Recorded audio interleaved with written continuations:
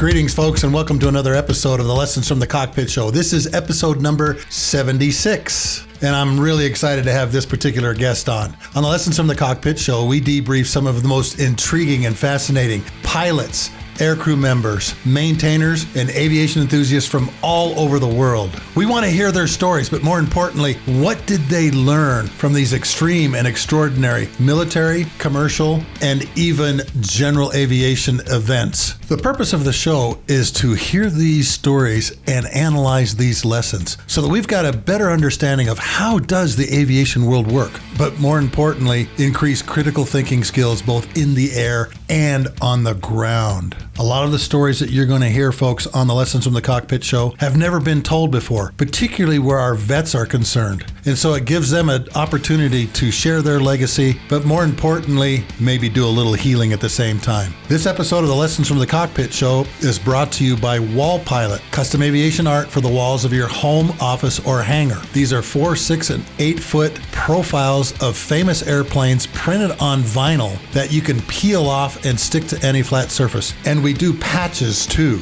Wall Pilot can also do custom aviation profiles. Again, for the walls of your home, office, or hangar, we can give you your favorite airplane with your name, tail number, and even the weapons load that you want on the aircraft. And folks, these are exhaustively researched and extremely detailed. We even have the stenciling on the AIM-9 missiles with the arming T-handles. So go by wallpilot.com and look at some of the 140 ready to print, or fill out a custom form and have us do you one to your specifications. Go by the website or the Facebook page for Wall Pilot and take a look at some of the pictures from our customers, because these things really are amazing when you see them. On this episode, folks, we're going to talk to one of my very good friends. He read my book and then contacted me, and we've become great friends ever since. And I recently spent a weekend with my wife and I in Boston, and we're going to talk a little bit about that gala. So grab an adult beverage of your choice, sit down, strap in, and let's begin the Lessons of the Cockpit Show with my very good friend and very experienced pilot, TC Cappelletti. Welcome to the Lessons from the Cockpit Show, and today we have Mr. TC Cappelletti with us. How you doing this morning, TC? 10 feet tall and bulletproof, Sluggo, ready to rock and roll here on Lessons from the Cockpit. TC and I go back a little ways, don't we? What? Well, you're far wiser and smarter than I, but yes. Oh, okay. Don't know about that, but I appreciate the words. Thank you. So, tell us who you are. Well, Sluggo, my journey started about 37 years ago professionally. I was a Air Force RTC guy, commissioned. I was a non-rated program manager before I was lucky enough to get selected to go to pilot training and win my wings at Willie by the Seashore, Chandler, Arizona, class 9112, the cool spot. And flew the mighty C-9 for a better part of 9 years in the Air Force. At the same time, I went off and found employment as a civilian airline pilot.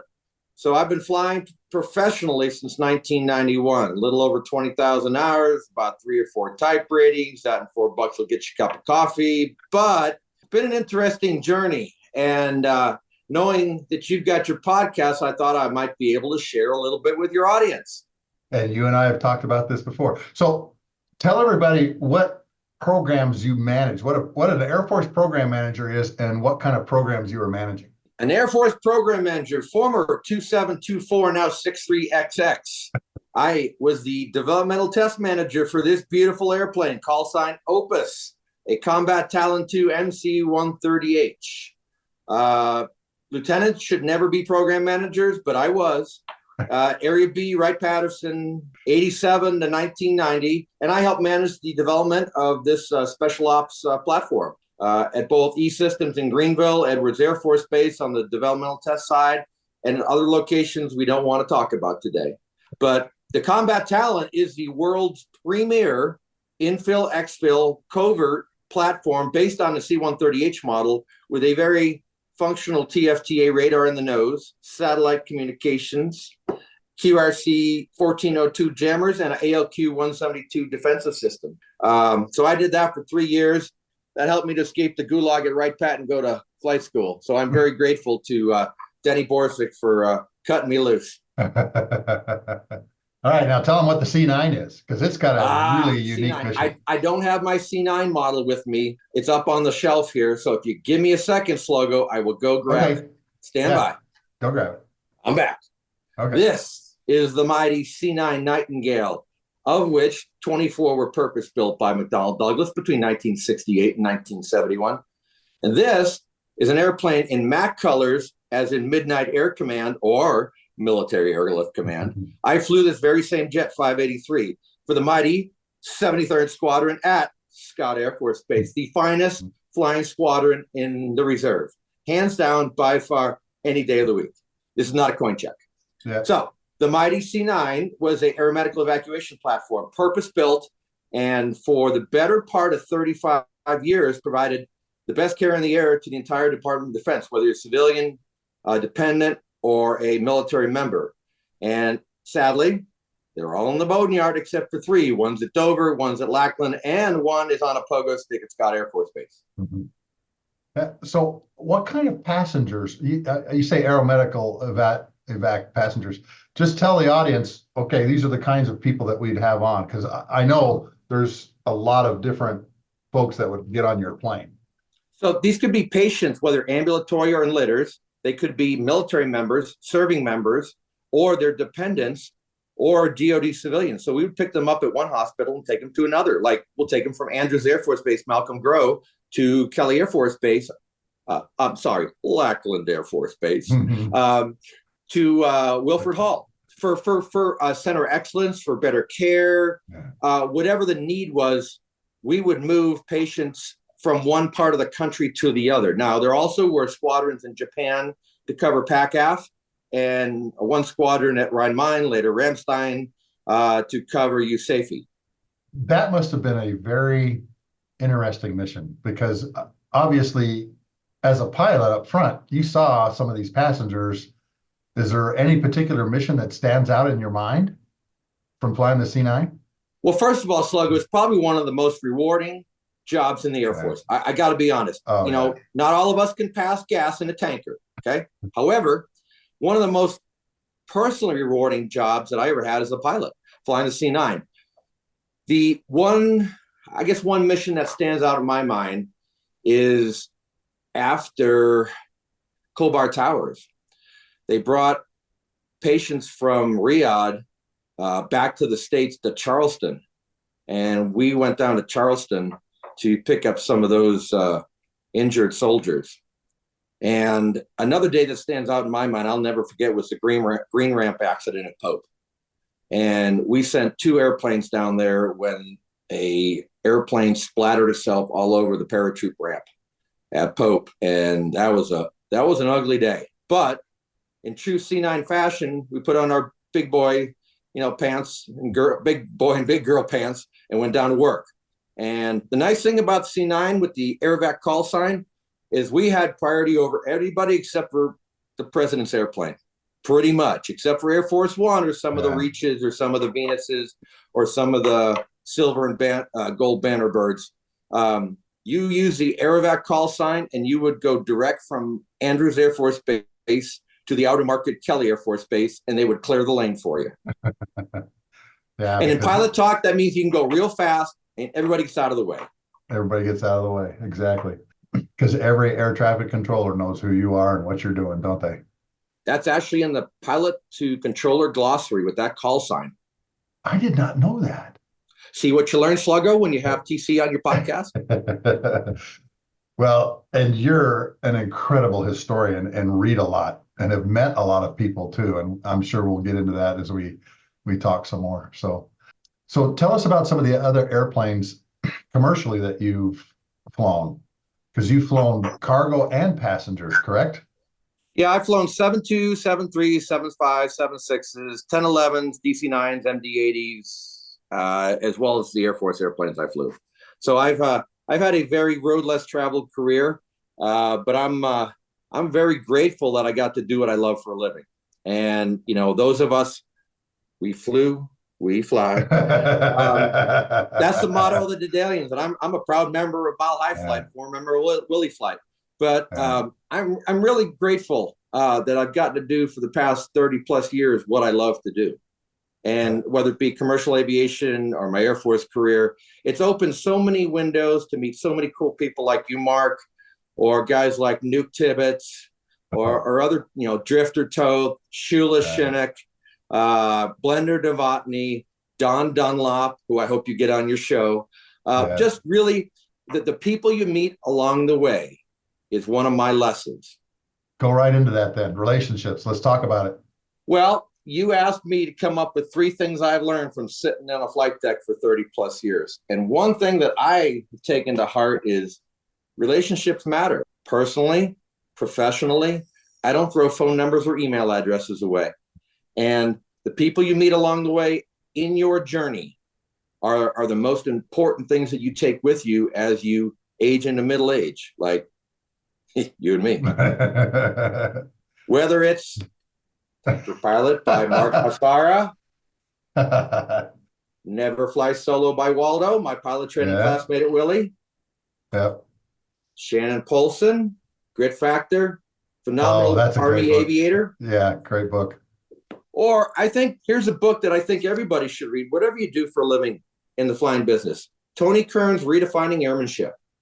Tony's really encapsulated some lessons that he's learned, former tanker pilot, that I think everybody can, there's a takeaway in this book for everybody. I don't sell books for Tony, but this is an amazing book.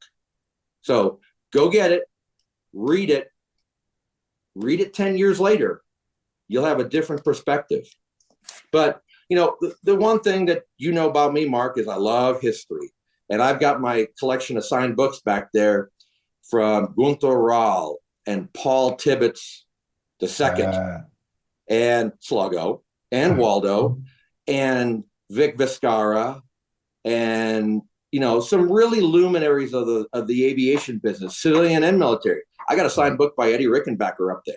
Not only an ace in World War I, but a CEO of an airline later in his professional career. So relationships, people you meet along the way, you share a flight deck with. Later in life, you're not flying anymore, you're doing a different job. Those relationships still are important. The members of my pilot training class, we've had a 25th, we've had a 30th, only because I organized them. But they're still my go-to friends. My buddies from my C-9 squadron that I flew with for 9 years, still very good friends. And I think that's one very important lesson that people in our industry can learn. And that lesson morphs as you get older. Now I'm looking back because I've got less years in front of me than behind me. So I look back to the people I flew with and the lessons I learned. Good, bad, ugly. But still, there's lessons that you learn that the old joke is you got a helmet bag that's empty when you're a lieutenant and you put tricks in it over time. Well, the same thing in the airline business. You're a young FO or a flight engineer at some point in your career and you learn things, you put them in your flight bag.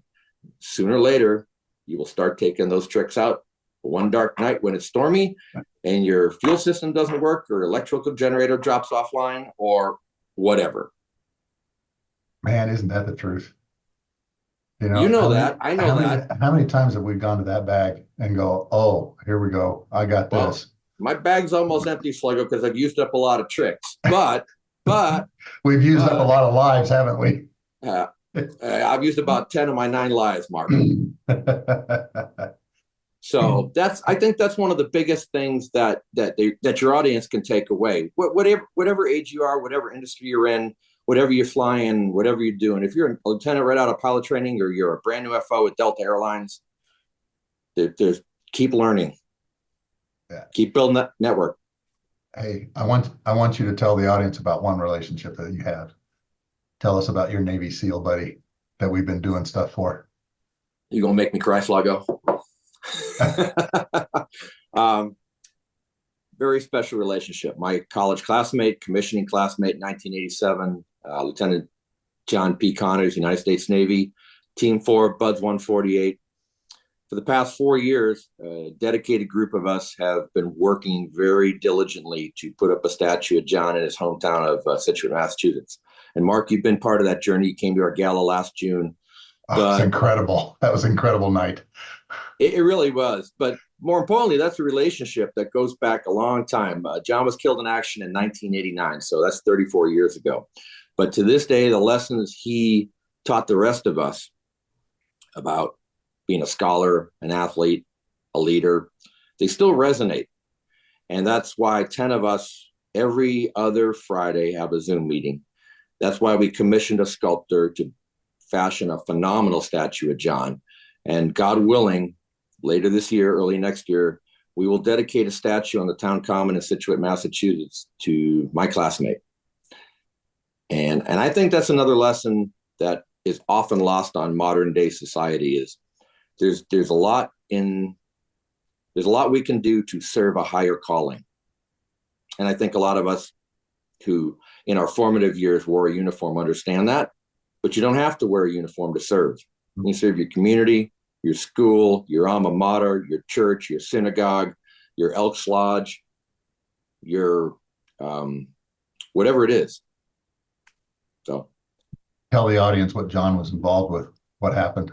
Because it's a phenomenal story, folks. Operation Just Cause, December 1989. We went down south to depose a tin horn dictator in Panama, and John's SEAL team was charged with securing Patia Airfield, where Noriega kept the Learjet. And let's just say the op did not go as planned, and 4 SEALs were killed in action, including John. So if anybody wants to learn about it, go to our website, ameasureofaman.org. And Mark's going to have that in his show notes. I will. And folks, you can obviously contribute to this this worthy cause. And that's why I brought it up. And much appreciated, Mark. Yeah. So you mentioned this gala that we had last summer. Why don't you talk about that just a little bit? Because that was an incredible night that Val and I got to go to, and I got to bring my buddy Mike Ryder and his wife Sue. Just an incredibly fun night. Talk about that for just a little bit. So the standing joke is 2 A-model tanker pilots walk into a bar. Yes, Mark, that you were party to a wonderful evening. Where we A, celebrated John, and B, looked forward to dedicating the statue. We had the 1/3 maquette that Chaz Fagan has created that he will scale up to an 8-foot bronze statue. But more importantly, we had 250 people who came there to honor a guy who's been dead for 34 years. Yeah. And the fact that his mom at age 89 was there, his brother, his 2 sisters, at least 15 Navy SEALs from different eras, and then Bob Beeler, who retired as a 2-star Air Force guy and a 4-star civilian equivalent, yourself, Mr. Ryder, some of my classmates from WPI, a lot of Holy Cross NRTC guys, including the current Assistant Commandant of the Marine Corps, General Chris Mahoney, call sign Mo. Big shout out to Mo for joining us in Boston. But we were next to the Constitution in a tent on a windy, rainy Saturday night to honor a Navy SEAL. And the fact that 15 of his teammates would show up, 4 of them who fought with John in Panama in 1989, tells me that there's still a story to tell. And, we call it A Measure of a Man. That's our website. Fashioned after a Reader's Digest article in 1990 called Measure of a Man by Malcolm McConnell. But to this day, those lessons resonate. And as, the fire still burns. And, honoring a classmate honors everybody who served this great nation since 1775. Particularly somebody that gave the last full measure of their devotion to their country. Indeed. To their country. So you mentioned a lot of airplanes that you have flown, okay? I want to go through a few of those just real quick, okay? 727. What was that like flying in a 727? Because think about that, TC. I thought about this. There are probably listeners or their children who have no idea what a 727 is. Model. Of course. This is the mighty 727-200 in the colors of Express One Airlines. Beautiful airplane, first built and certified in 1963. 2 pilots and a flight engineer. Yes, a flight engineer. Sluggo, you had a flight engineer on the tanker. However, modern airliners, no flight engineers left, unless you fly up in Alaska on a DC-6. True statement. So this is a 7-2. I flew 2 out of 3 seats, engineer and first officer. Didn't make it to the captain seat for the trifecta. And I've not heard of that airline. What? Where were you based out of? What did you? Express One had a contract with the post office in Indianapolis. Call sign Longhorn. Calling the mail back in the day when Emory had a global contract in the U.S. and then 3 or 4 carriers did the work out of Indy's hub and spoke to different parts of the country: San Juan, Boston, Seattle, parts south, parts pretty much the whole CONUS. But Part 121 non-sched, no scheduled airline, not like Delta, United, American, TWA, Eastern, Pan Am. Yeah, I'm going back in the history books. Yeah. So mostly passengers or mostly cargo? I flew passengers on the DC-9 in Atlantic City, and then I flew mail on the 727. Okay, got it. So hopefully your audience has now learned what a 727. Yeah. Because they've retired how long ago? There's some still out there, onesie, twosies, but no air carriers use them. There's still some cargo airlines that have a couple, but they're pretty few and far between. Okay. Pretty much. Interesting. And then you mentioned L-1011s, Lockheed L-1011s. So you've gone from 727s, you went to a big airplane, a wide body airplane. Yes, sir. Which airline were you flying with that? Model time. Of course. I was lucky enough, Mark, to be a flight engineer on this beautiful airplane. For that airline? TWA. Oh, yeah. The Lindbergh line, Trans World Airline. Yeah. Charlie Lindbergh. Yeah. There you go. Where are you based out of? JFK. Okay. Beautiful Idlewild before it was called JFK. Fantastic airplane. 1973 Cat 3 airplane. Mach 90 capable. She would cruise at 90 if you pour the coals to it. Wow, I didn't know that. For your listeners, that's 9/10 of the speed of sound. So you're booking across the ground. You're moving. Okay. If you would wheel out of Los Angeles, headed for Boston, pour the coals to it, and you'd be there in about 4.5 hours, maybe 5. I did not know that. There is one left flying in the world. She's owned by Northrop Grumman, called the Stargazer, former orbital ATK bird. I had the distinct pleasure of sitting in her about 3 years ago. It was like getting in your first car. It was wonderful. Was it? Yeah. That must have been fascinating. Yeah, it really was. So did you fly mostly U.S. routes or did you go overseas a lot? Nope. By the time I got to TWA in the 1011, it was all domestic. San Juan and Santo Domingo, and Hawaii, but that's pretty much. So okay. So tell everybody how much fuel that thing holds, because it had some legs on it. A lot. TWA had 3 versions: the -1, the -50, and the -100. The -100 was a heavyweight international bird. ETOPS well, not ETOPS because it has 3 engines, but honestly, Mark, that's so long ago, I don't remember how much fuel it hold. It had 3 fuel tanks. I remember that. Yeah. That information is perishable, Mark. Yes, it is, isn't it?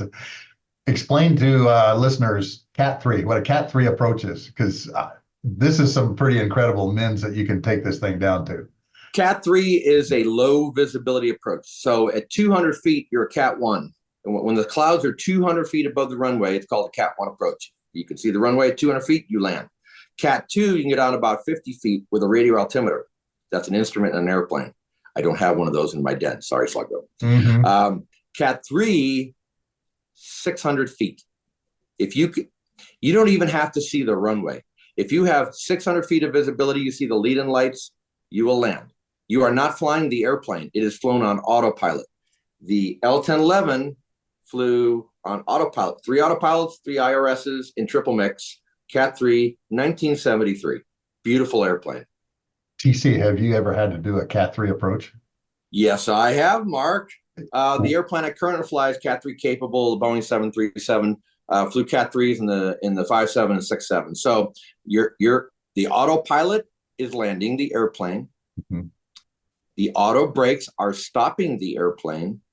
After you're done with the auto brakes, you taxi off the airplane, runway. I'm sorry. Yeah. Your hands are your hands are. Yeah, you're just kind of hovering around in case something goes wrong. You are. Your hands that. near the yoke, but you're not flying. The autopilot is flying. So tell everybody, TC, is there a particular Cat 3 approach that you did where you're like going, oh, I'll remember this one? Well, there's only Cat 3s in certain airports: Salt Lake, Denver, Atlanta, Dallas, JFK, Boston, Seattle, Portland, LA, San Francisco. Big cities. Phoenix, not Riverton, Wyoming. Okay, just to pick a random airport. One that I remember, Mark, you don't do a lot of them. You train to them every year. You have to recertify every year in the simulator. But I've probably only flown about a half a dozen, no kidding, Cat 3 weather approaches, and mostly to Salt Lake and Denver. Those are the two places you get fog or snow, or the Bay Area. Seattle once in a while, but I'd say a predominant number of them were at Salt Lake or Denver. Interesting, since I'm on the approach path to Salt Lake City here. Now, obviously, the airplane has to be certified, but so does the airfield. Talk about what the airfield has to be certified to do Cat 3 and the type of instrumentation and lighting they have to have. I'm going to preface this by saying I don't work for the FAA, but the ground equipment has to be certified and checked and flight checked. The airplane has to be certified, and the pilots have to be certified. So you got 3 levels of certification. The ground equipment, you got an ILS, but the ILS has to be precise enough to fly an approach to 600 or 700 feet RVR, runway visual range. There's 3 things called transmissometers on a runway: rollout, midpoint, and approach end. So those transmissometers feed you the RVR. If you have RVR greater than 600, greater than equal to, you can land. Less than 600, no landing. No, you can't land. You go somewhere else. Yeah. You go missed approach and you go wherever your alternate is. And see, that's one thing. And all of my years of flying, particularly on the airlines when I'm going somewhere, TC, I've only been on a divert once. That's crazy? Good. That's good. Yeah, it was going into, believe it or not, Cedar Rapids, because one of those monster thunderstorms, was going over the top of Cedar Rapids. We couldn't land. We landed in Moline. Moline. Yeah. Quad Cities. Yeah. And the crazy thing was, the pilots told us, look, folks, this storm is moving west to east. So when we land at Moline, I'm going to let you guys get off the airplane and you're going to see an incredible storm. Because he was telling me when I was talking to him, I saw this thing on the radar and it was a monster. Okay. There is nothing like a summer thunderstorm in the Midwest. Exactly. Okay. Watching that gray-green wall coming from the west across Moline, and as flyers, you and I know exactly what that green wall looks like, and all the passengers are going, oh, wow, look at that. The storm's coming. Well, it's like a haboob out in the desert, or whatever they call it, the big sandstorm. You see the wall of sand coming, you go, uh-oh. Uh-oh. Batten down the hatches. Yeah. That's, you know what? There was one other time we had to divert. That was going to Rush's wedding. We had to divert to Fort Myers because of weather over West Palm Beach. So twice. Doesn't happen an awful lot, Mark. I mean, flying is safe. It is way safer than driving down I-25 here in Denver. B, we plan. We plan based on the weather, the field we're going to, where the alternate is. There is a plan, and we just execute the plan. Yeah, exactly. So talk to the audience. You are now flying 737-800s and 900s that have incredible cockpit displays versus what you started with. Okay. Oh, yes. Back in the day, they were called steam gauges. And we've graduated from steam gauges to EFIS, basically, electronic screens. It's like playing a big video game. And the Max, despite what you read and hear about, has some amazing displays. Now, the 7.8 and the 350 have more amazing screens because they're bigger and it's a wide body and they're more modern. But yeah, the transition for us middle-aged aviators from the steam gauge era to EFIS, it can be a challenge, but now all the information is presented in such a manner where it's very easy to assimilate and read and act on. It's made flying so much easier, better, safer. In this country, we have the safest aviation system, despite what you see on CNN. It really is. It's an amazing testament to the people that came before me that built the system, like the Tony Kerns of the world, and even the FAA and the NTSB. We work in concert as a community. And I used to work at Rockwell Collins. I got to see some of those displays, and it's amazing. Yeah. But the heads-up guidance system, man, the HUD, oh my gosh. Well, the HUD that you look through presents all the information you see down on the EFIS screen. So the HUD is another level. It projects all the information, so you don't have to look down. You can look through the HUD, basically a clear piece of combiner glass through your window out to the outside world, and you can fly the airplane looking through the HUD. Civilian airliners have HUDs. C-17s have dual HUDs. Yeah. Fighters, of course, have HUDs. Yeah. Heads up display, meaning your head is up. You are looking through the glass into the outside world, whether you're doing BFM in a Viper, an Eagle, or a Raptor, or whatever they call an F-35, or you're flying a civilian airliner to a Cat 3 approach. That's really what it's there for, to lower your minimums and provide you more situational awareness, what we call SA. Yeah. And some of the equipment that I saw when I was working at, it's now Collins Aerospace. You had the heads-up guidance system. You had, what was it called? Synthetic vision, where you had all the terrain on the map, on the display in front of you. And then you had also the system that allows you to look down through all the muck. Okay, what was it called? Enhanced vision. Oh my gosh.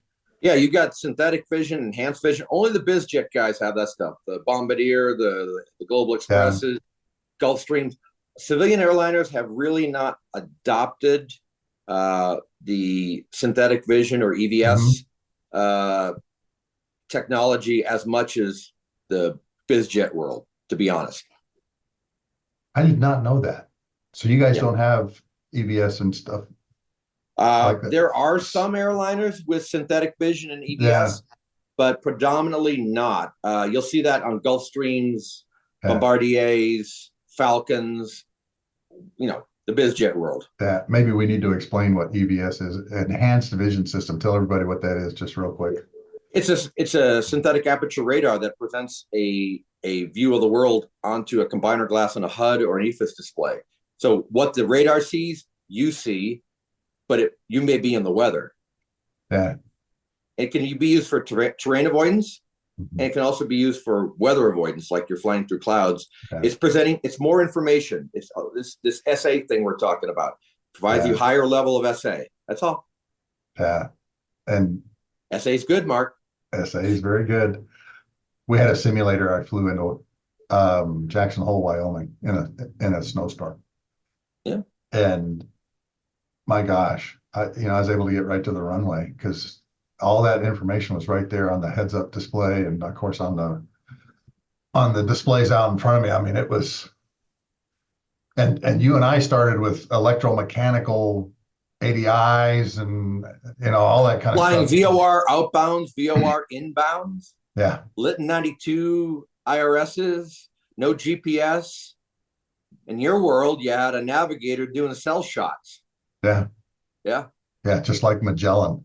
Think of where think of where the aviation industry, military, civilian, has come from the late 80s to 2024.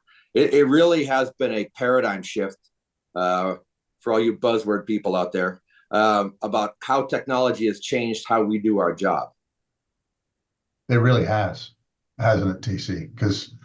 But you mentioned too, it's made it so much safer. So much safer. So much safer. I mean, the flying public needs to know that it is so safe to get on an airliner today and go from point A to point B, as compared to 1960, 1970, 1980, 1990, the aughts. We have an amazingly safe aerospace system in this country and worldwide. I mean, you can fly all over the world. You get on an airplane in Salt Lake City and you can be in Paris in 9.5 hours. Yeah. And then if you want to go to Dubai or Riyadh, you get on another airplane. And go a lot longer. Yeah, exactly. Yeah. So, hey, that's a good question. Okay, because like the 777 ERs, my son flew one from LA to Christchurch, New Zealand. That's a long time to be in an airplane. 14 hours. Yeah. Yeah. Talk about how a pilot crew manages that kind of a flight, because obviously there are more air crew members on board on some of these longer flights like this. Well, just like Sluggo, if you had a longer mission, you take an augmented crew, you take an extra pair of pilots, and somebody would get to rest every 2 hours, subject to aircraft commander's discretion. However, in the civilian airliner world, anything over, let's just say 8 hours, you need a third pilot. It's called a relief pilot. So 777, A350, 787, LA to Christchurch. You're going to have 4 pilots. Because over 12 hours, you're going to have a double crew. So you're going to have 2 pilots. They're all 4 going to be on the flight deck at takeoff. Then 2 are going to go back and rest in a dedicated rest area upstairs, out of view of the flying public. And then they'll trade off every 2 to 3 hours to manage their rest all the way to Christchurch. So everybody's bright-eyed and bushy-tailed flying into Christchurch at whatever time of day it is. And see, TC, I think a lot of people don't understand the physical and mental, I don't want to call it stress, but circadian rhythms, fatigue that sometimes this causes, because a lot of these guys are flying, guys and gals, excuse me. A lot of these guys and gals are leaving at like 8 o'clock at night and flying through the night and landing in Dubai, at like 10 o'clock in the morning, sun's up, and everything that happens in between, managing the fuel systems, making position reports. You really, really have to be mentally in the game. And I remember coming home from long flights, and I'd be home at like 1 o'clock in the morning, and I couldn't get to sleep till like 3 o'clock in the morning because my mind is still racing. I'm sure that there's a term for that. I don't know what it is, but well, yeah. So the way you manage that is a combination of things: rest, how you plan your rest prior to flying, during flying, after flying, diet, exercise, all those things feed into a well-rested crew on whatever airplane you're in. I mean, whether it's a tanker, a C-17, a C-141. Yes, I'm dating myself. 777, 78, A350, A330. Long haul flying is very different than short haul flying. I mean, I get tired between Seattle and Portland, and that's a 45-minute flight. But if you're flying, let's say you're flying New York to Johannesburg, okay? That's a long way to go. Flight. You have to manage your diet, your rest, your caffeine intake, your attention level. I mean, we all have circadian rhythms. You don't want to be all together when everybody's circadian rhythm bottoms out. Bad things happen. Yeah, like a airplane stalls over the mid-Atlantic because the pitot system is feeding erroneous information, and the 2 pilots on the flight deck are not interpreting that information correctly, and the airplane goes into the Atlantic. Bad day at the office. Was that the Sao Paulo to Paris trip? Air France. Yeah. And they were dealing with some really nasty weather at the same time too, weren't they? Weather had nothing to do with it. They stalled the airplane at 35,000 feet. Really? Yep. They were getting bad pitot information. Third pilot was taking a break. Two pilots pulled back on the stick till it stalled. Literally deep stalled, 35,000 feet, went into the drink. Oh, jeez. That's that SA thing I was talking about. So we'll bring it back full circle. Yeah. Where are you? What you doing? And what should you be doing? Blue side up, brown side down. Yeah. Yeah. You know, trees get smaller, trees get bigger. You know, back to aviate, navigate and communicate. Mark, back to your three maxims. And isn't that incredible, TC? Every pilot, every aircrew member knows those three words. Tony talks about it. Does he? Yeah. I've got to go out and get that book because, I mean, when I was going through pilot training, that was one of the first things that we were being taught. Mine is signed. Thank you. I'm a signed book junkie, Mark. You know that. Yeah, he is. And folks, he's got a lot of signed books. He's got an incredible library. But again, it's the same thing. Everybody, I went and talked to a young kid who's a private license carrier guy, you know, flying Cessnas. And I looked at him, I said, aviate. And he goes, navigate, communicate.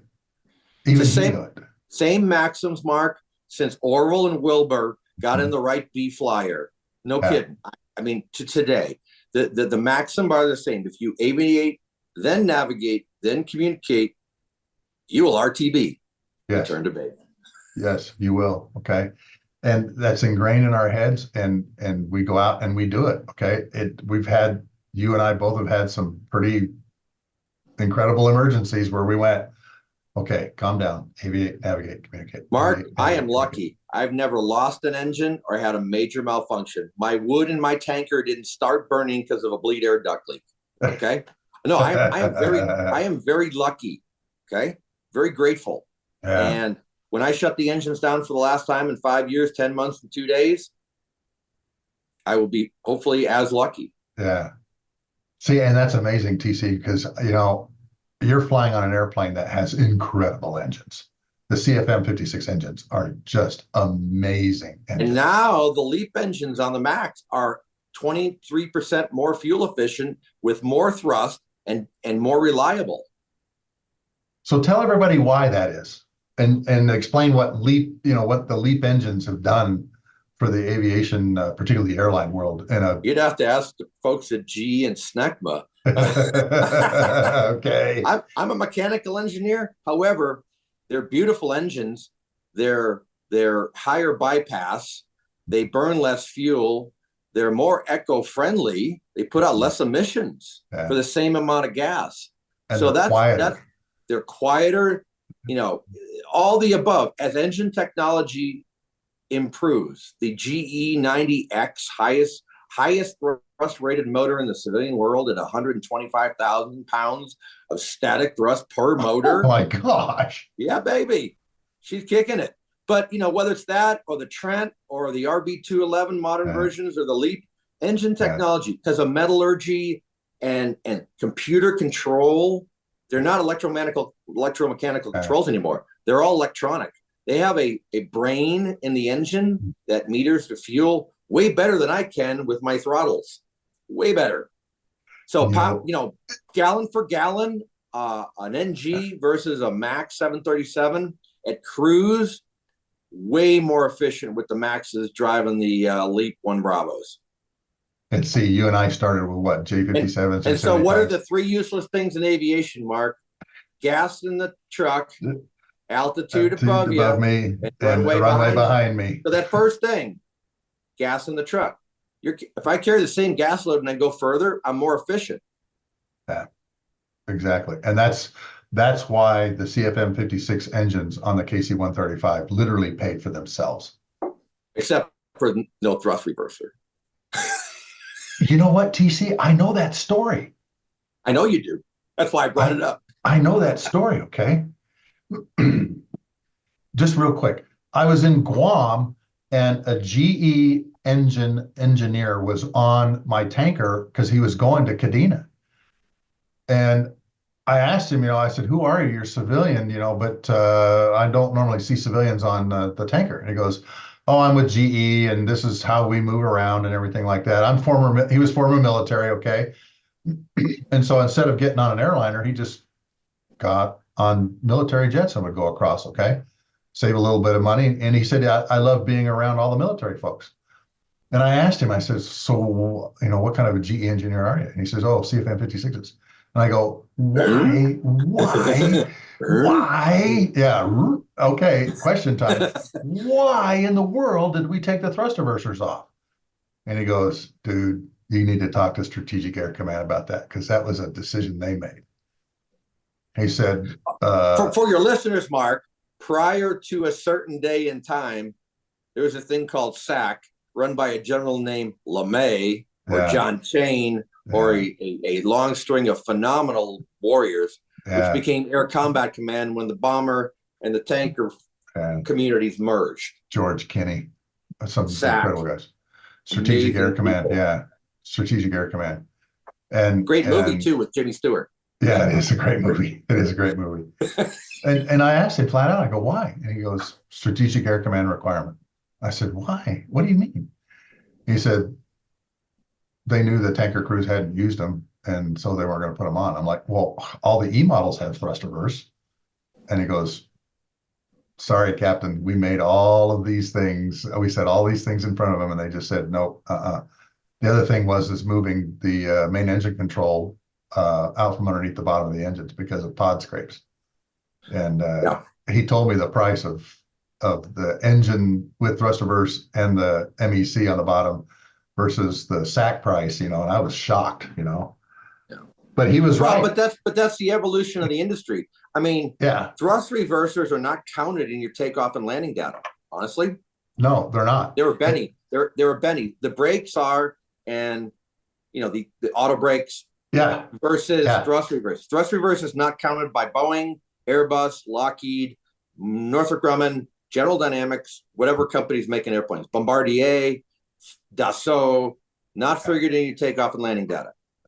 And he told me this is how they made up for it. They put 5 rotor brakes on the arm models. There you go. Instead of 4 rotor brakes. Well, the Maxes have carbon fiber brakes now, and they're much more efficient, much more. Yeah, because there's been a couple times where I've landed with hot brakes. I've landed heavy. You just go out to a holding pad and they put a fan on your hot brake. Yeah, exactly. And that's exactly what they did. Because you melt the fuse plugs. Yeah, and that's exactly what we did. I remember one instance I landed heavy, okay, in an R model, okay. And, we said, okay, 5 rotor brakes. And we looked at all the data and everything in the book and everything, the performance data and everything. You mean the flight engineer looked at all the data in the book? No, because you got to remember, we didn't have a flight engineer. We had 2 pilots, a nav, and a boom. We didn't have a flight engineer. I retract that statement. Yeah. The KC-10 has a flight engineer, but the 135 didn't. And honestly, since you brought it up to Gucci, this month, they've started to fly the Guccis to the boneyard at Davis Monthan. My jury is still not out on that, brother. You're the tanker subject matter expert. I'm just an airlifter with a mini Mac patch. I'm worried about our ability to move things, but that's for another discussion some other time. That's for another podcast, Mark. Yeah, that's for another podcast. Okay. But yeah, he told me, he goes, your leadership is the one that did this to you. And they made up for it by putting 5 rotor brakes on the thing. And like I said, the only time I ever had hot brakes was, of course, flying into Kadena because we just gotten the R models and I landed heavy one day and had the crew chief go down and he goes, yeah, they're warm. I said, okay, well, let's just sit here for a while, turn into the wind, and we even had a performance sheet that said, okay, if you landed at this weight, that means they're this hot. You have to wait this long at the end of the runway. And there was actually procedures, point into the wind or have somebody come out with fans, depending on how heavy you were. Sure. But, and civilian airlines have similar charts. Called brake energy charts. Yeah. Your gross weight, the pressure altitude of the airfield, how much energy you've put into those brakes, how much energy you need to dissipate. Yeah. Because energy can't be created or destroyed, right? Yeah. You have to convert it from potential to kinetic. Yeah. It's one of those things. Let's leave it to the pointy nose physics majors. Yeah, exactly. Okay. You know, and I used to joke with my boss when I was a systems engineering manager at Rockwell. I've gone as far in engineering as my political science degree will allow, you know, and she just laughed at me. But I had all this experience in all these different airplanes like you did, you know, and that made up for a lot of the engineering stuff that I didn't know. Honestly, some of the best pilots are history majors. You don't have to be an engineer to be a pilot, and that's true. Because like we talked about earlier, where you're learning these tricks, put them in your bag. One day you take the trick out. Nobody cares what kind of sheepskin you got on the wall. Can you aviate, navigate, and communicate? Yeah. Honestly, if you learn those three things in your formative training, they will serve you well for the rest of your career. And they'll probably save your life at some point in time. They have saved many. Mr. Sullenberger, Captain Chesley Sullenberger, being the best example of that with his amazing first officer, Jeff Sykes. Yeah. Amazing. On that day, their SA was high, and they performed flawlessly. Yeah. You can't ask any better example of aviate, navigate, communicate. He just happened to navigate to a river called the Hudson. Clearly, the only option he had. The only option he had. I know, and it was clearly out of the box thinking. Going, okay, we're in the Hudson. Okay, yep. You know, and you know, in the movie, the first thing he's worried about is, did we get everybody off board? Do we have all 155 people? And remember, they're going to different sides of the river. They're going to different sides of the river, and he didn't know. You know, that is Mark. As you well know, that would be the aircraft commander's first concern or the captain's biggest concern. Did I get everybody off the jet? Yeah, was everybody off the jet? And remember, he actually went down the aisle to see if everybody's out of the jet, wading through the water. In the cold water of the Hudson up to his knees. And I think it was in like January too, wasn't it? So, I mean, it's really cold, okay? It's cold outside and it's really cold in the water, and he's got it in the airplane. And like any good commander of an aircraft, okay, is everybody off this airplane? I'm going to walk to the back. I'm going to get wet. I'm going to walk to the back. It's going to be cold, but I got to make sure everybody's off. But tying that back to our three maxims of flying: aviate first. They landed the airplane in the Hudson. Navigate. They found the Hudson. 3, he made very few radio calls to New York departure or approach or whomever. When he told them he wasn't going to Teterboro because he couldn't make the runway, he said, "We're going in the Hudson." That's all he said. He was focused on flying that airplane to save the people that he was charged with as passengers. And the other thing about his background too is he's been a glider pilot and understood, you know, L over D max. Right guy, right place, right time. Great performance as a team with his FO and cabin crew on the evac. So right crew, right day, right time, positive outcome. Hey, you just mentioned something too. Talk to us about how integral the guys and gals in the back of the airplane, the flight attendants, are in what you guys do. Well, and how they fit into that 3 things. Okay. Mark, as you well know, it's one team, one fight. Okay. Meaning everybody has information. Everybody needs to share information, and you have to work as a team.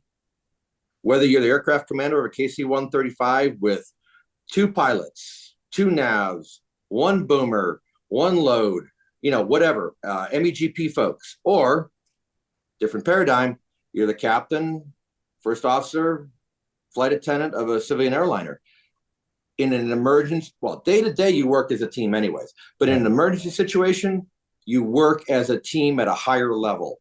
Everybody has to share information because somebody may know something that I on the flight deck don't know. Somebody may see something, a panel, smoke, leaking fluid that I can't see, or hear something that sounds weird.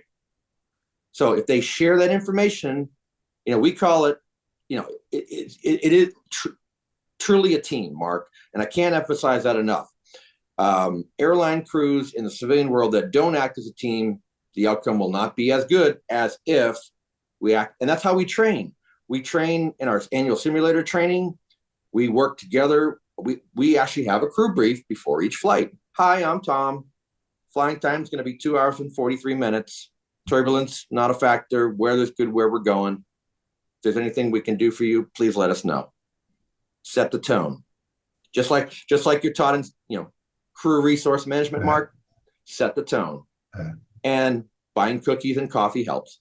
but all joking aside, it's integral that everybody work together. 6 people have to work together for a positive outcome. Normal flight, not normal flight. Good weather, not so good weather. Going to a big airport, little airport. Doesn't matter. There is information that people have that if we share together, all 6 of us have a positive outcome. And so many people, I'm sorry to say, think, okay, well, you're here to serve me in the back of the airplane, food and drinks and stuff like that, and don't realize the training that even the flight attendants in the back go through. And some of these flight attendants, guys and gals, have been doing it for a very long time. They are there for your safety as the flying public. Yes, they are there also for certain hospitality features, but when you land and need to evac the airplane, they will direct you to the exits. They know where the flashlights are if it's dark. Once the airplane's evacuated, they're going to detail 2 able-bodied assistants. But at the end of the day, like you talked about Captain Sullenberger, the captain is responsible for everybody on that airplane. And, but once again, you've got 6 to, international wide-body flight, you could have 12 flight attendants. Yeah. And 4 pilots. So now you got 16 people working together. So, but as you scale up or down, the communication still is the same. You and I can have a chat, 2 people. You add 2 more people this podcast. We communicate differently, but we communicate the same. If you brought Blender and Drifter and Don into this podcast, they'd all be shooting their watch, but we'd still be communicating. Yeah. You and I, as a couple airlifters, be going. Yeah, but anyways, all kidding aside, it's all about communication, how you set the tone, and how you start the day off and how you end the day. We do a debrief now at the end of the flight. How did that go? Could we have done anything better? Not only between the 2 pilots, but with the cabin crew. Yeah. And lessons learned from the cockpit, or flight deck, as we call it now. But Mark, you did the same thing after a tanker mission. Yeah, we did. You'd go back to the squadron or back to the VFW or wherever one conducted debriefs, and you'd have that same discussion. So you offloaded 20,000 K versus 25,000 K. How'd that go? Or, when that 4-ship of Vipers pulled into the pre-contact position, number 2 was a little out of place. How did you adapt? As Clint Eastwood would say, adapt, improvise, overcome. Yeah. Feeds right back into aviate, navigate, communicate, doesn't it? So, but no, truly, you start with a tone, you end with a debrief, everything goes better. Yeah. You know what, TC? I just thought of a classic, probably one of the best cases of how the cabin crew in the back saved everybody on the plane, and that was that recent Japan incident where the wide body landed on the de Havilland. They got everybody out. Everybody. We're talking the A350. Yeah. They got. I think it was All Nippon 314, something like that. Anyway, that airplane. JL. Was it JL? The cabin crew got everybody out of that airplane on fire. So do you know that according to the FAA, a cabin evac has to happen within 90 seconds. Everybody has to get off the airplane within 90 seconds. That's how the airplane is certified in the cabin. I didn't know that. That's how the airplane is certified. Now, you are entirely correct, Mr. Sluggo. That crew of that JAL A350 did a phenomenal job. They got everybody off safely. Yeah, everybody might have had a little bump, scratch, bruise. However, that is going to be a bellwether of how to do a cabin evacuation going forward. So we're going to learn from that, not only with a composite fuselage and how it burns, two, how that cabin crew performed and how they integrated with the flight deck. The flight deck would call the evacuation. If they're not able to, then the flight attendants will call for the evacuation.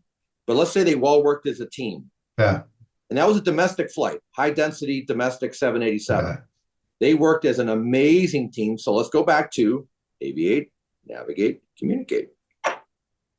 The flight attendants do that too. They communicate to the flight deck what they see, what's going on, what do we need, and how can we do this?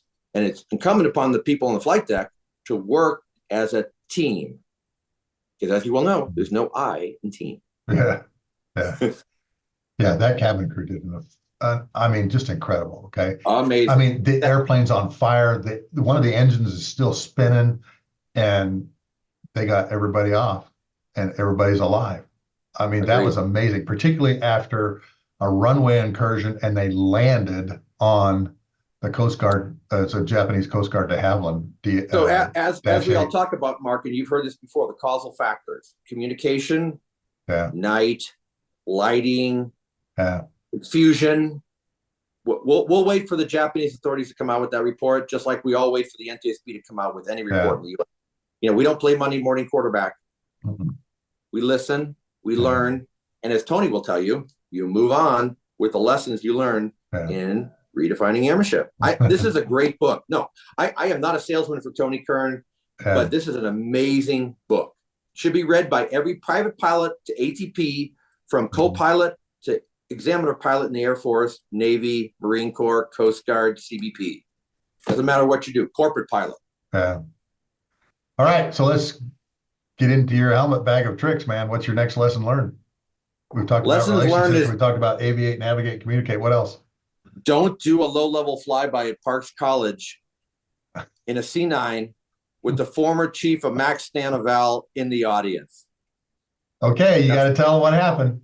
That's a lesson learned. Well, you know, in my formative years in the mighty C-9, we were tasked with doing a flyby at the Parks College grass strip on the east side of the Mississippi in Illinois.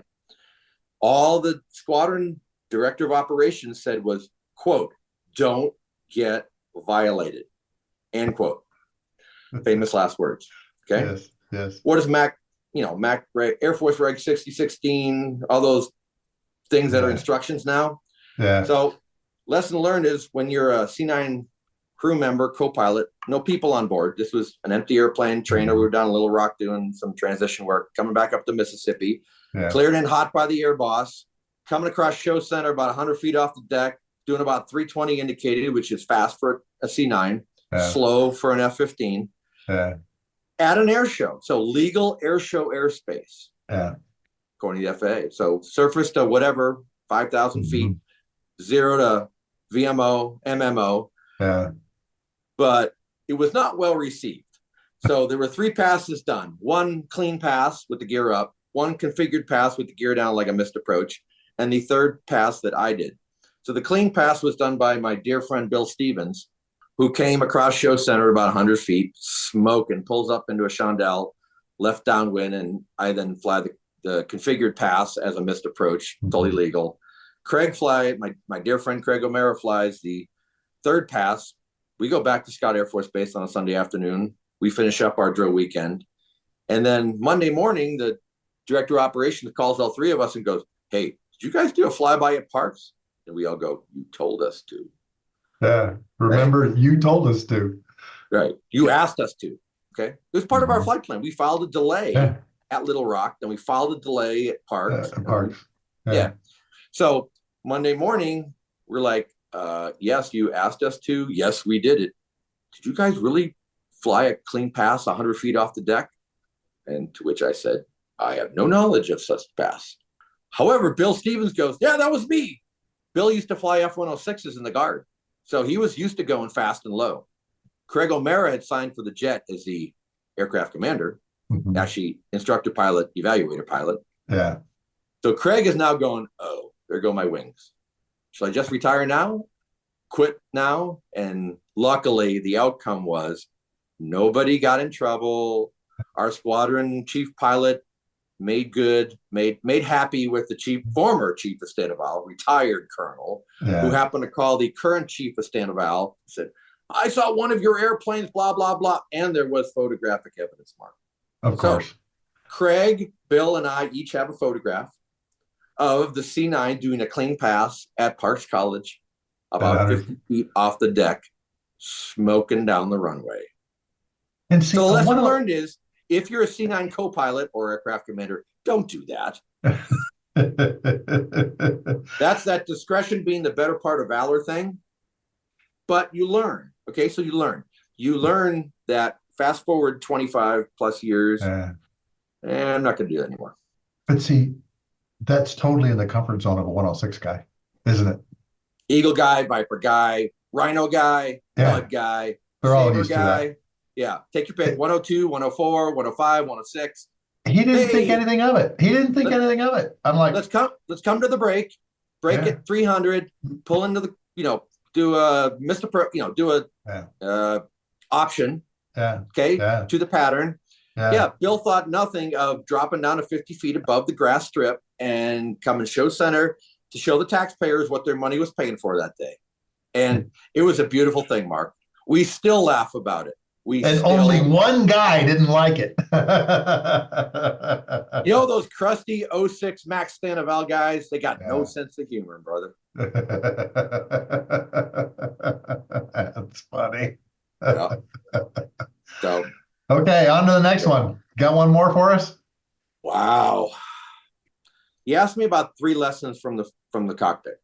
We talked about what are the maxims of flying: aviate, navigate, communicate. We talked about building relationships and nurturing them, over a career. See, we talked about what not to do in a C-9. I'll finish it up with be a student of what you do. Learn. Great. Keep learning. Great. Even middle-aged dogs can learn new tricks. I am living proof that middle-aged dogs can learn new tricks. Read. And read feeds into learn. Keep reading. Read stuff that comes out currently, or go back and learn about guys who flew the hump in the Burma, China theater, who flew C-54s full of coal to Berlin in the Berlin airlift with Tunner and guys like that. Learn who people like Eddie Rickenbacker, Frank Borman, Tunner, Doolittle, Tibbetts, Gail Halvorson. Gail Halvorson, the candy bomber, who's got a C-17 named after him. Yep, I was there when they did it. Oh, I know you were. I was there when they did it. And you made a wall pilot graphic of it. I did. I sure did. Gave to General Minahan. Yeah, I did. With a C-54 candy bomber. Yeah. But that feeds back to be a student of history. Yeah. Be a student of your craft, and you will have a wonderful career. Mm-hmm. That's one takeaway I think is important for anybody. Doctor, lawyer, pilot, software coder, whatever. Learn about Grace Hopper. Oh, yeah. Admiral Rickover, for my Navy friends. Read Dick Marchenko's book. Yeah. Learn about the plank owners at SEAL Team 1 and SEAL Team 2. But back to our neighborhood, Mark. Yeah. Wilbur and Orville. Yeah. Ben Fulwa. Mm-hmm. Raoul Lufberry. Eddie Rickenbacker. Wait a minute. Gabby Gabreski. Robin Olds. The Wolf Pack. Yeah. Still alive with the triple nickel over at Aviano. Absolutely. And the Mighty Eighth. Okay? Absolutely. These are just not names. These are guys that paved the road that we all drive on. And he who fails to learn the lessons of history are doomed to repeat it. Yeah. The guys that planned Overlord, Neptune, Linebacker 1, Linebacker 2, OAF, including yours truly, Sluggo, in the tanker cell, with Buzz Mosley running the Kayak. Okay? Oh, what a great commander. Mark Welch. Okay? Yeah. Fingers, Goldfein. Yeah. Okay? And modern day, CQ Brown. Now the chairman of the JCS wearing a blue suit. But these are names that if you learn about, in the airline business, Eddie Rickenbacker, Charlie Lindbergh, Juan Treep, Pan Am. Yeah. You Frank learn Borman. that lesson. Frank Borman. Frank, who was the CEO of Eastern Airlines after going around the moon in Apollo 8. But these are, you learn, and that becomes the fabric of what you do and what you know and who you talk to and what you share and what they share with you. I had the amazing opportunity to fly with a guy last week, captain at Alaska Airlines, whose dad was a 747 captain for Northwest Airlines, who had flown for North Central before that, which became part of the Northwest. Think about what he saw in his career, what I've seen in my career, and what my dear friend Stephanie Hand will see in her career flying tankers out of Mildenhall for the Bloody 100th. Okay, so that's the spectrum of what we've seen over the past now over 100 years of powered flight. What's the next 100 years going to be? UAVs, UASs, going to go to the moon, going to go to Mars, going to have supersonic transport between New York and Tokyo in 2.5 hours. Well, I don't know. There you go. And the crazy thing is, TC, people are working on that.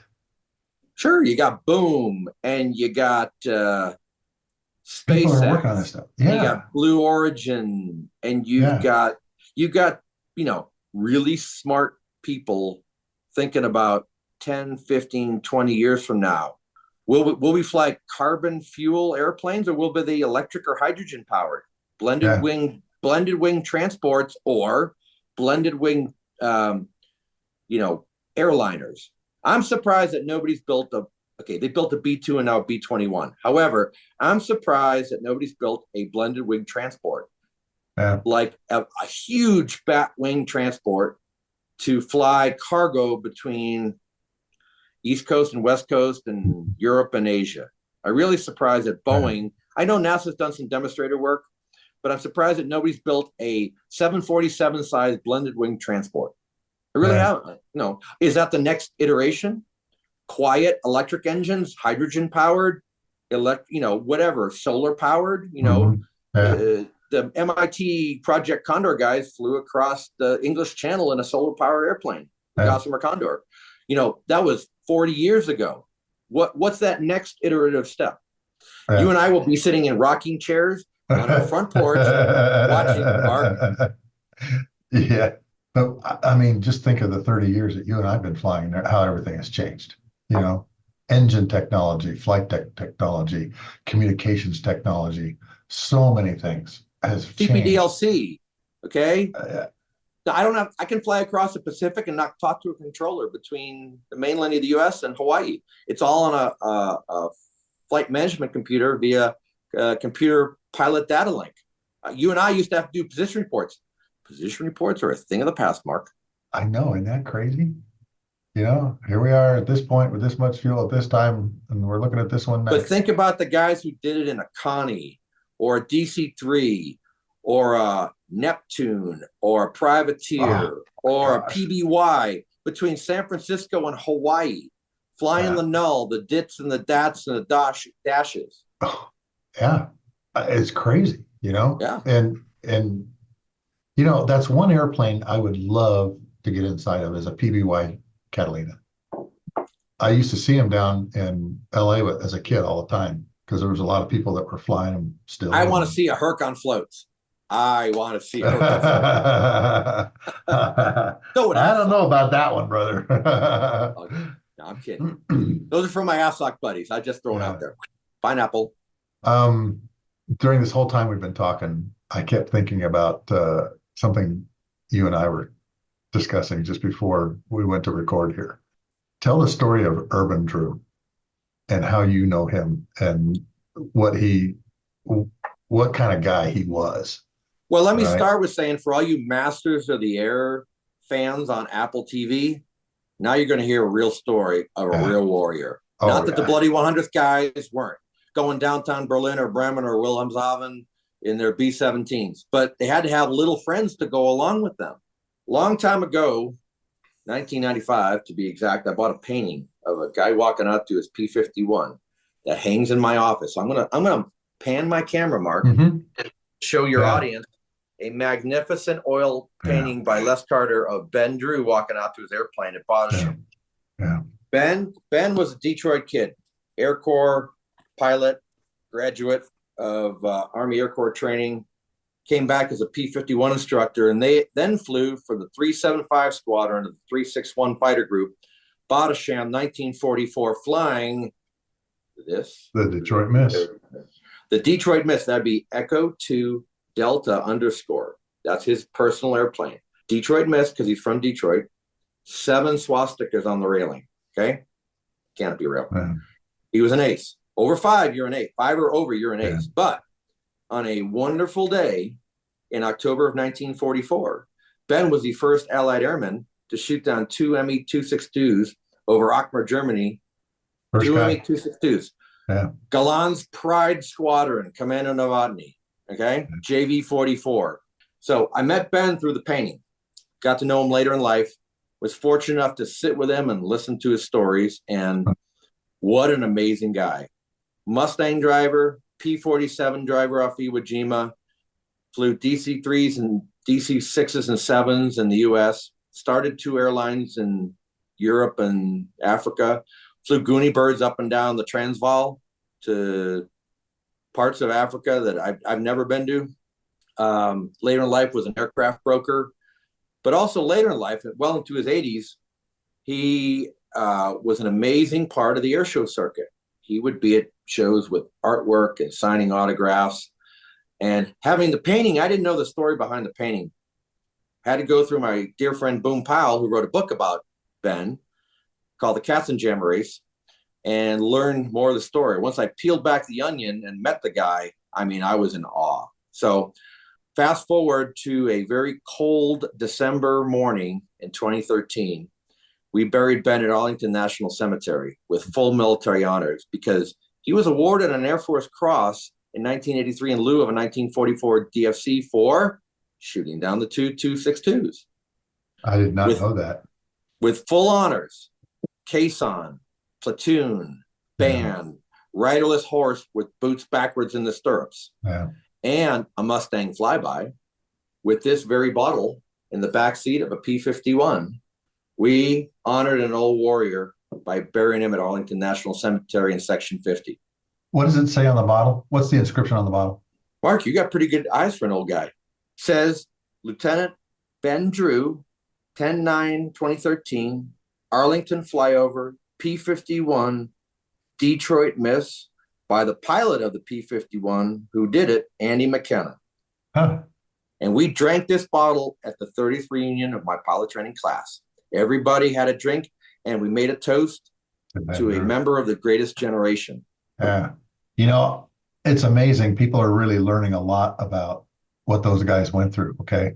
Because, as you know, they just did the Schweinfurt Regensburg grades, and those were disastrous. Bloody Thursday. Yeah, Bloody Thursday. There's something in there that I'm really glad that they put in, though. The donut gal. Yeah. Do you know the story behind the donut gal? A little bit. Yeah. That's Catherine Spots. It's Tui Carl's Spots' daughter. Yeah. She's portrayed by that English actress, okay? Now, she wasn't with the Bloody 100th, I found out, but she was one of those gals that got up at 4:30 in the morning and made donuts and coffee for these guys when they went out on their missions and when they got back. And Mark, just for your audience, the Bloody 100th is still flying the Square D at Mildenhall in the mighty KC-135R model. They sure are. With the 492, the 493, and the 494. They're neighbors over Lakenheath, the Bolars. Yeah. And they're now F-35s. Yeah. I did a special wall pilot deal for them. They asked me, we want something that we can put in the front of our squadron so when everybody walks in, they know we're a tanker squadron. And they put the nose arc from their B-17s on their 15 KC-135s, 12 KC-135s. Cool. And so they had me draw up the nose art. And so when you walk in, you have the airplane and it's a head-on view. And underneath the wings, it's got every piece of nose art from the Bloody 100th on the represented underneath the wings on both sides. Well, Mark, one thing that your audience needs to understand is, you and I both served this great nation for many years, but the Yeah, service of the greatest generation in the ETO, in yeah, the 8th Air Force, was nothing short of magnificent. yeah.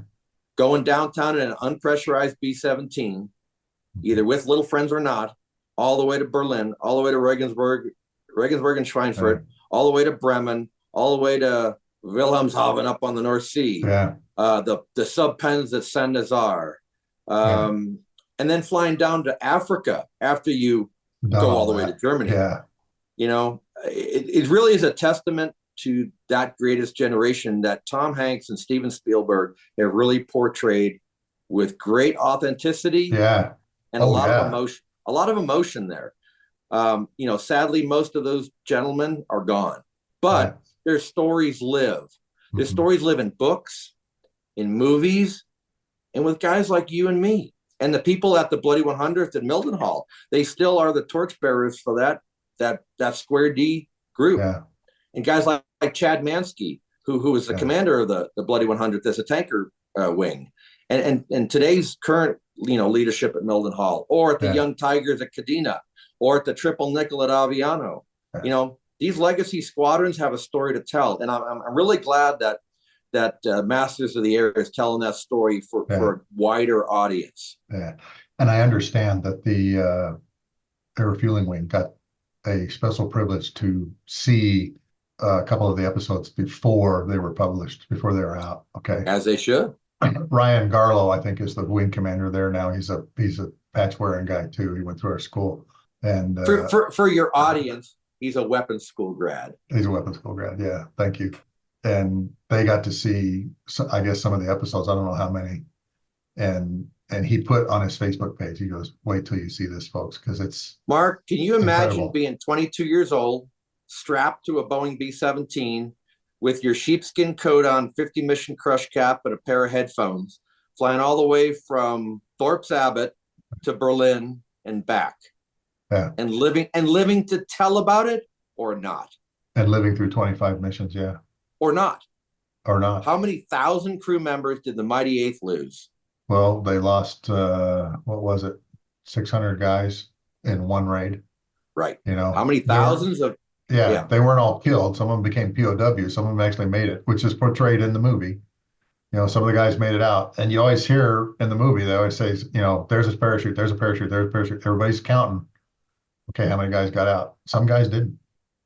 I like how it portrays the history of all this too, because right after the Regensburg raid and everything, they're like going, we can't go downtown daylight anymore until without Mustangs and Jugs. yeah, and the Mustangs were just showing up.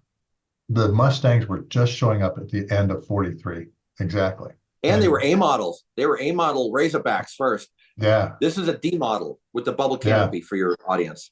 The D model has either a Rolls-Royce Merlin or Allison or Packard supercharged motor. That's why it could fly at 30,000 feet or 25,000 feet and fight the Focke-Wulfs and Messerschmitts all the way to the target, all the way home. Yeah.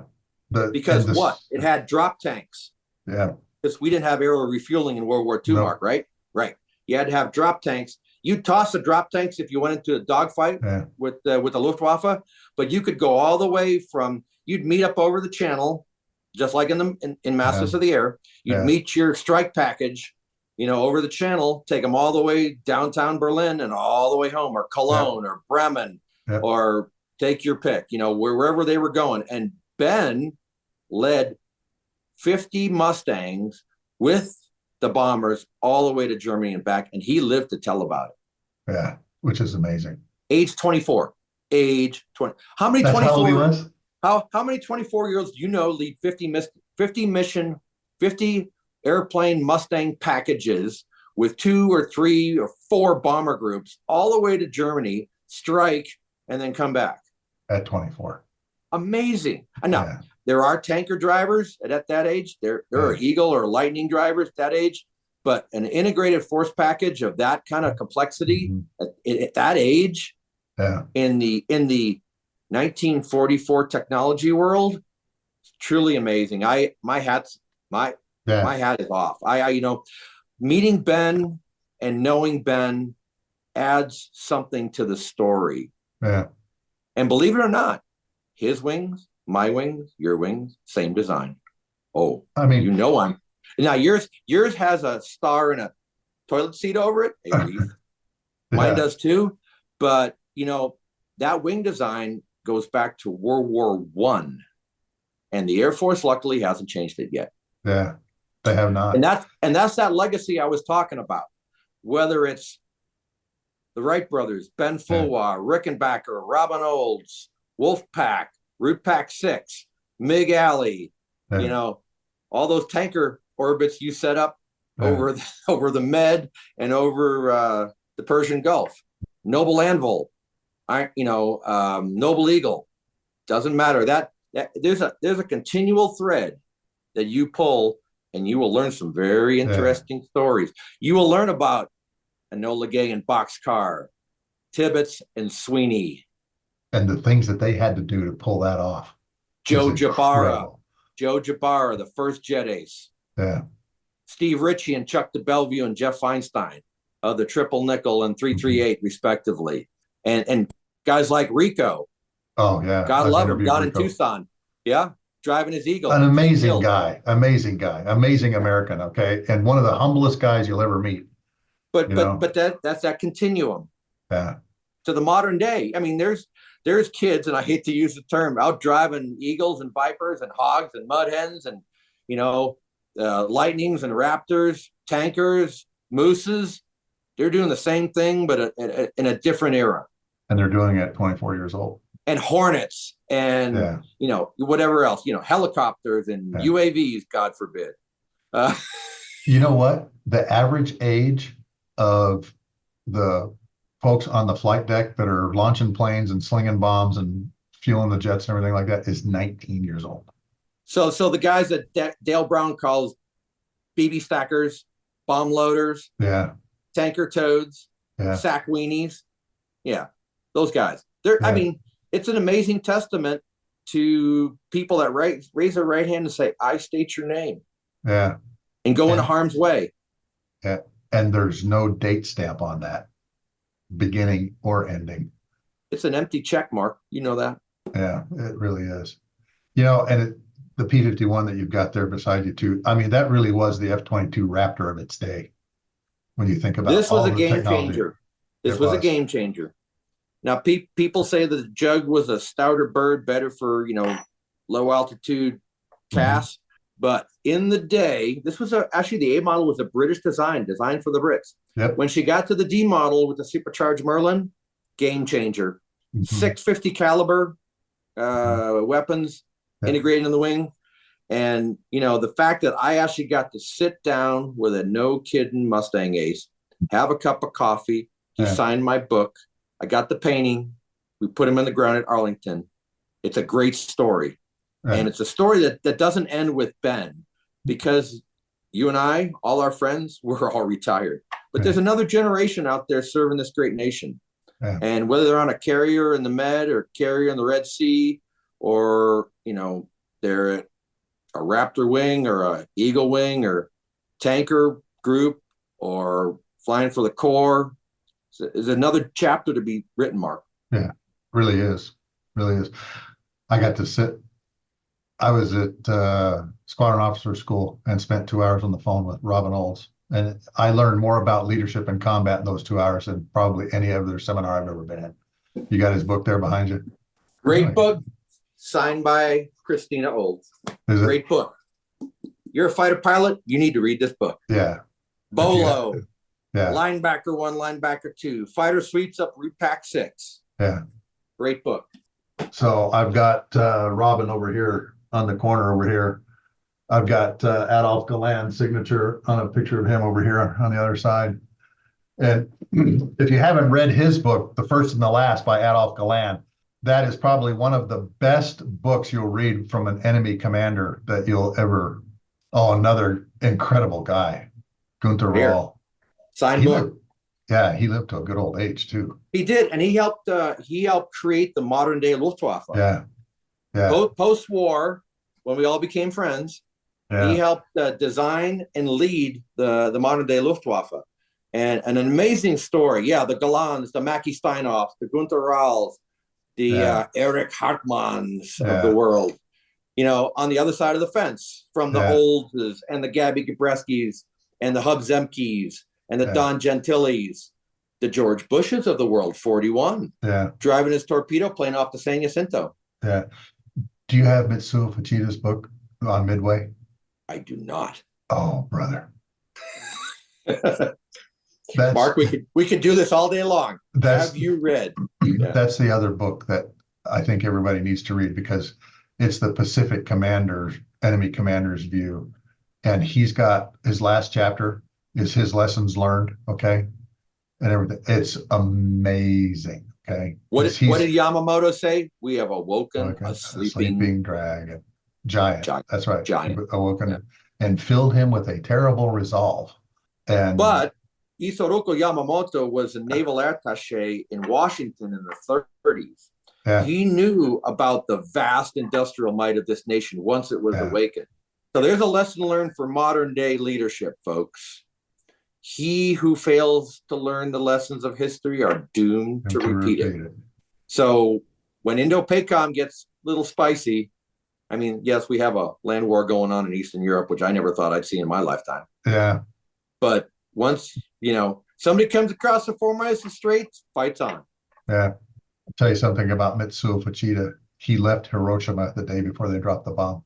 He got called to Tokyo for a commander's conference. He was at Hiroshima the day before Paul Tibbets dropped the bomb on it. That'd be called good timing. And then he was the head of the team to investigate what happened. And he's the only guy on that team that didn't die from radiation sickness and poisoning. Yeah. The only one. Okay. And he became a very good friend of one of the gunners from the Tokyo Doolittle raid. They became fast friends, and he became a Christian missionary. And he goes, "Okay, well, now I know why I'm still alive." Well, I'm gonna bring it all full circle for you, Mark. Wearing my Dedalian shirt, talking about the Doolittle Raiders. Yeah, I had the great fortune many years ago to have lunch with the plane captain from Number 6, Bill Bowers, belonged to my Dedalian flight here in Denver, and to sit and have lunch with a no kidding Doolittle Raider. What an honor, really. So what did you learn from that? What did he?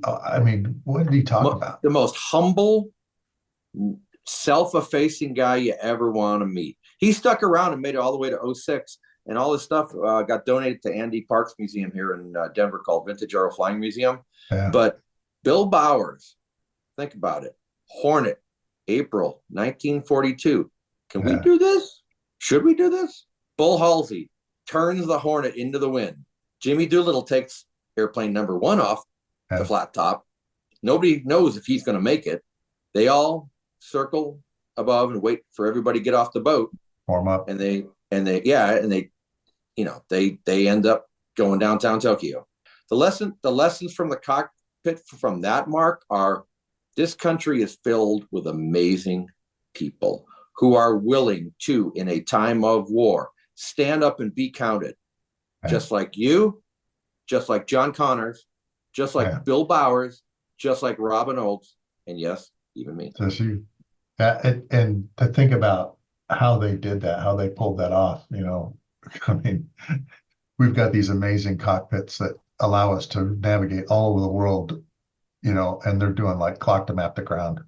Needle ball airspeed, with a whiz wheel. Navigator literally is needle ball airspeed. Yeah.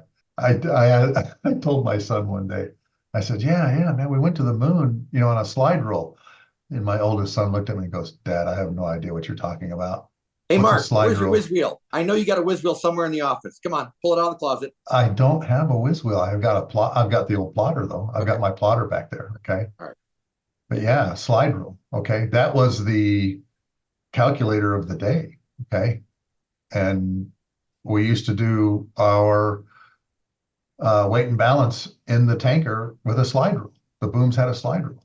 So one piece of data that did not evade cranium is 68,650, which is the empty weight of a C-9 Alpha, with JT8D-9A flat rated 14.5 at sea level.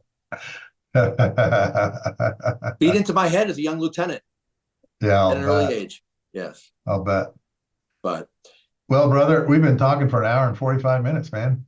well, Good I hope I didn't discussion. break your camera, Mark. No, this has been great, man. This has really been good. Hey, I just want to say this is fun for me. Great to be on Lessons from the Cockpit. Yeah, Wish you a lot of success, because what you're doing is important. It's part of that educational process. It's about learning where we came from, where we're going, but also where we've been. And each of us has a story. and that's what I say in my opening, increasing critical thinking skills both in the air and on the ground. That's why I do this, and to get these Well, stories out because everybody's learning from them. as you heard me say on June 3rd of 2023, Mark, I pointed to Lexington and Concord, 20 nautical miles to the north of Boston, Massachusetts.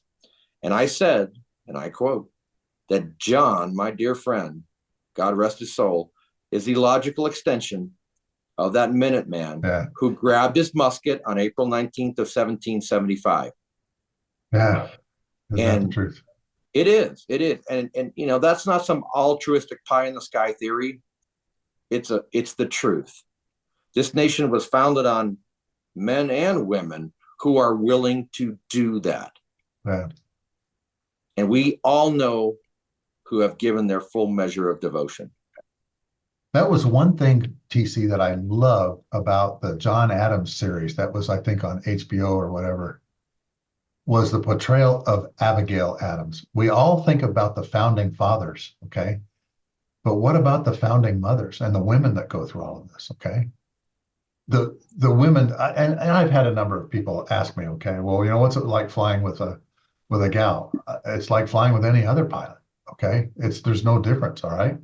The jet does not know the gender of the operator. No, it doesn't know the gender of the person sitting in the seat that's flying the jet, flying the aircraft, okay? And I've often wondered, I hope someday somebody will write a book like Ambrose did. Mark, I'm glad women. you said that. Look, great book. Valiant Women. Lena Andrews, just read it. It is a library book. Okay. Okay. Fabulous story of the whacks and the waves in World War II. Okay. Fabulous. This is a good book. I highly recommend it for your audience. Yeah. Just finished reading it. It tells that very same story. It is Band of Brothers. It is the Pacific, but it is about the brave women who served this nation in World War II in the whacks and the waves and the Marine Corps and the Coast Guard. And think about the things that they did, you know, the wasps and everything, delivering the airplanes. I mean, you had gals that had multi certifications in aircraft. Another great book. Another great book. Who's it by? Erin Miller, Final Flight, Final Fight. Her grandmother was a WASP, couldn't be buried at Arlington.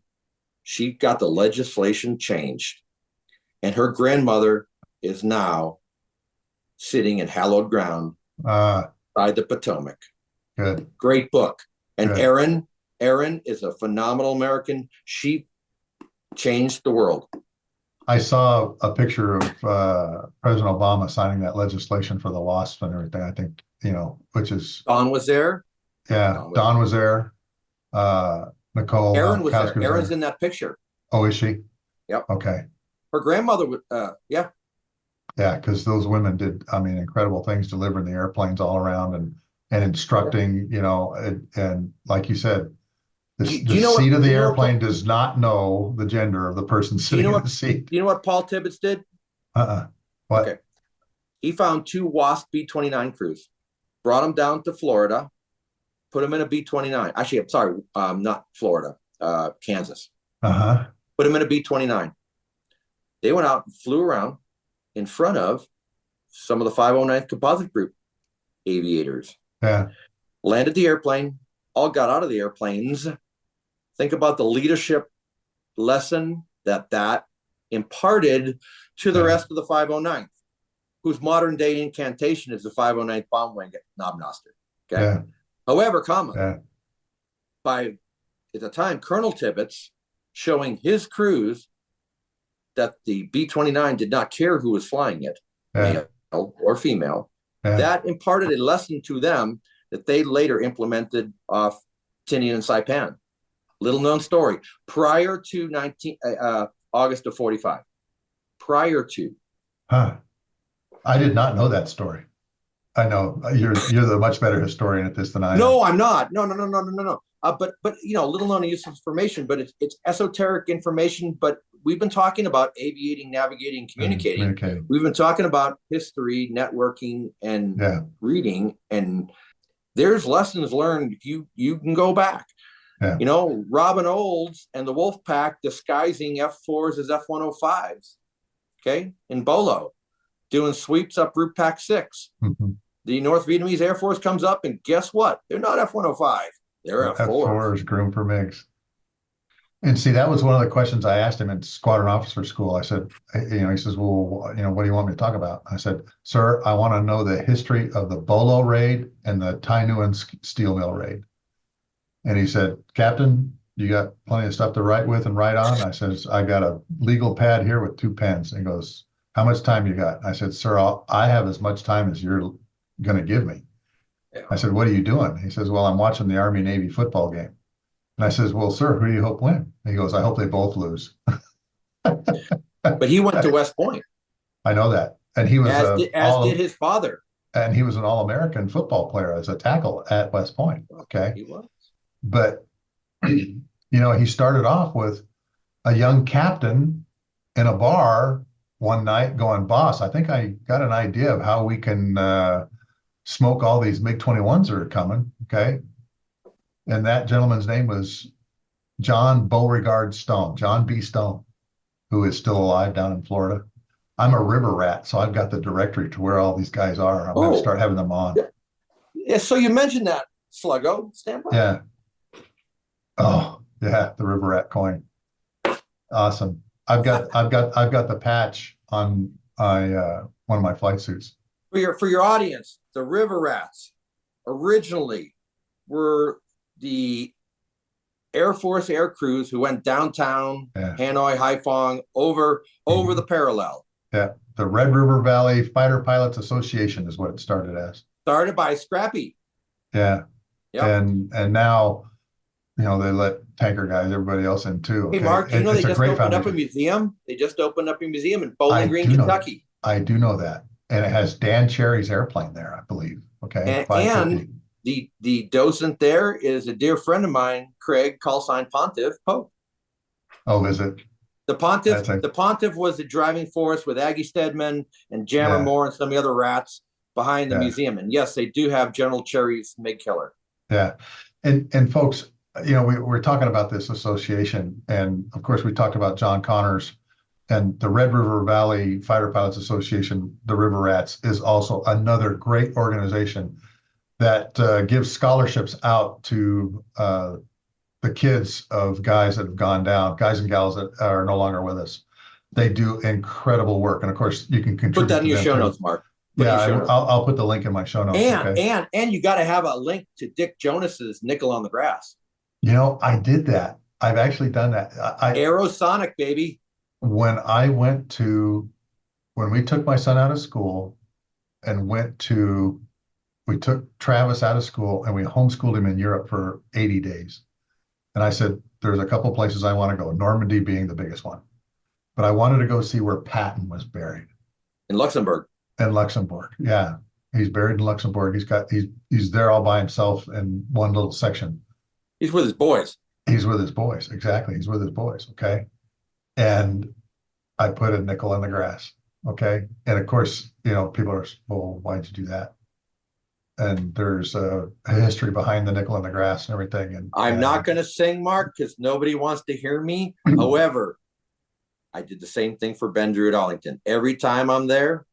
Yeah, it's our way of honoring those that have gone before us. And Patton was incredible, an incredible commander, obviously. Yeah. And my wife took a picture of me saluting his cross and with the nickel on top of the cross and everything, his marker. And it was tough because the Carillon bells had been playing and I had this big lump in my throat because I'm looking at the gravesite of a guy I don't think we'd ever be able to produce again. Finest No. military tactician of his generation. Oh yeah. Yeah. One of the most incredible guys. Doolittle, Yeah. but Army tactician. Let's just Yeah. Yeah. let's qualify. And, you know, and Kinney was the tactician in the Pacific, you know. Yep. Doolittle was the tactician in Europe after the Doolittle raid. Okay. He's the guy that unleashed the Mustangs on the Luftwaffe and really got rid of them all. Okay. I mean, he's the one who really did something. So anyway, obviously mom needs help. I see you looking over the screen. Yeah. Hey, TC, I'm going to let you go. Thanks, Mark. Thanks so much for spending 2 hours with me here, brother, and talking about all these things and people. And again, you're going to explode the internet now if you upload this podcast, you know. Well, you know what? Yours is going to be the first one we're going to do video. We're going to do audio and video because I now have a YouTube channel that we're going to put them on. All right. But I got to pay homage to a dear friend. Yeah. The guy who gave me this, George Nolly, another podcaster. Yeah. You know, you and George are doing great stuff. So I go, so thank you very much. I'm honored to be on your show. Love to show you my models. We talk about books, airplanes, coffee, bourbon. But we talked about relationships. We talked about knowing your history. We talked about, obviously, okay, pilots do things. And sometimes they're really smart and sometimes SA isn't quite there. But like you said with the C-9, you had a F-106 pilot in the seat. He's used to that. Some great lessons here, brother. Thanks again for being on, brother. Thanks, Mark. Well, folks, another episode of the Lessons from the Cockpit Show. Number 76 is in the can. And I really appreciate TC coming on. Like I said, he and I have been friends for a long time. And man, does he know his aviation and military history, which is why he and I get along so well because I'm a historian too. This episode of the Lessons from the Cockpit Show was brought to you by Wall Pilot, custom aviation art for the walls of your home, office, and hangar. These are profiles of famous airplanes, 4, 6, and 8 feet printed on vinyl that you can peel off and stick to any flat surface. Exhaustively researched and incredibly detailed. There's 4 of us that draw these things, folks. And we really have a great time doing that because I get my inspiration, and we all get our inspiration from Lessons from the Cockpit Show. So go to wallpilot.com and order from 140 ready to print, or have us do a custom print of your favorite airplane with your name, tail number, and even weapons load on it. Next week, folks, we are going to have a Vietnam A7, A4 pilot on, and he's got amazing stories. And his website,